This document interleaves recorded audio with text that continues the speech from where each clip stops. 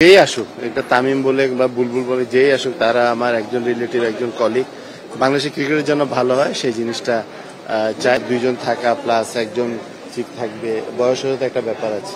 সবকিছু মিলে আমি সিদ্ধান্ত নিয়েছি যে আমি আপনার ইলেকশন করব। সত্যি কথা বলতে কি, আমি রিপোর্টটা পাইনি এবং যেহেতু এই জিনিসটা আমি চাচ্ছি, কারণ যারা এগুলোতে ইনভলভ, এটা আমার মতে এই ধরনের খেলাতে ওদেরকে না নেওয়াটাই ভালো।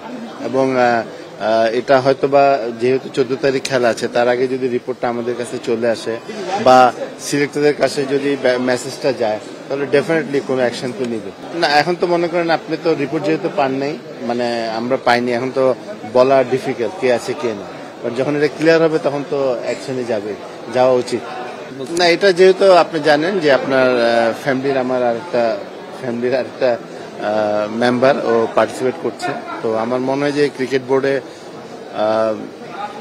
মানে দুইটা ফ্যামিলি থেকে দুইটা লোক থাকাটা এটা আমার কাছে পছন্দ না। এবং আমি যেহেতু ও তো আমার ছোট, আমার ছেলের মতো, ও আমার কোলে, ওকে আমি নিয়েছি, তো এই জন্য আমি এটা এখানে সরে আসছি আর কি, যে এটা ডাজেন্ট লুক গুড যে আপনার দুইজন থাকা প্লাস একজন ঠিক থাকবে, বয়সেরও তো একটা ব্যাপার আছে। সবকিছু মিলে আমি সিদ্ধান্ত নিয়েছি যে আমি আপনার ইলেকশন করব না। আপনার এখানে একটা জিনিস, আপনার বর্তমানে যেই আসুক, এটা তামিম বলে বা বুলবুল বলে যেই আসুক, তারা আমার একজন রিলেটিভ, একজন কলিগ।